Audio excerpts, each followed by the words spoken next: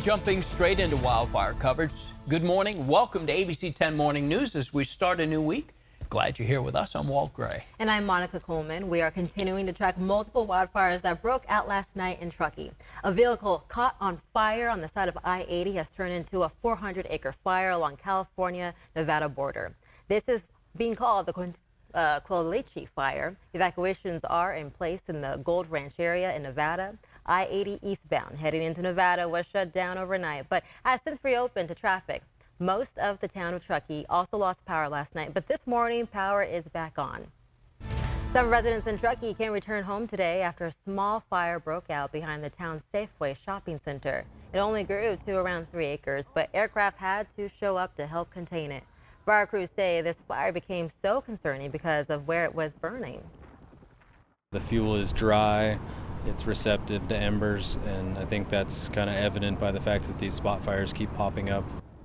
No word yet on how this fire sparked. Evacuation orders and warnings on the fire have been lifted. More than 1,700 firefighters are working to put out a wildfire in Dorado County. We are talking about the Crozier Fire. That fire started last Tuesday, forcing several people to leave their homes and communities, headed for higher ground and safety. ABC 10's Candace Red live in El Dorado County with more on that story this morning. Candace.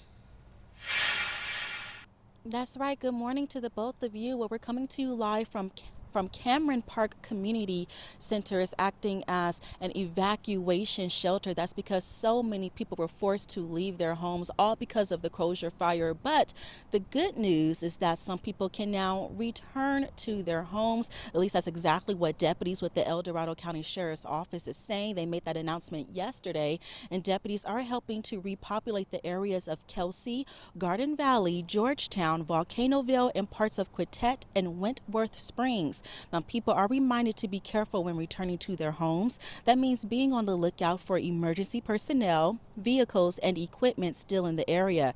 Now, even though some people are returning home, others are still waiting for that opportunity. You know, hey, it's like on vacation. Sure. For us, it's, aside from the seriousness of it, you have to look at the good, positive things.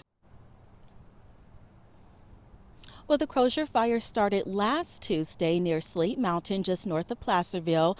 The fire is covering, get this, 1,938 acres. The latest update is showing that it's now 38% contained, so that's good news there. It is in a remote part of the El Dorado National Forest with heavy timber and thick brush, making the firefight a little bit of a challenge here for fire crews. Now, evacuation orders are still in effect for the Mosquito and Swansboro community, also parts of Quintet and areas east of Highway 193. So definitely make a note of that.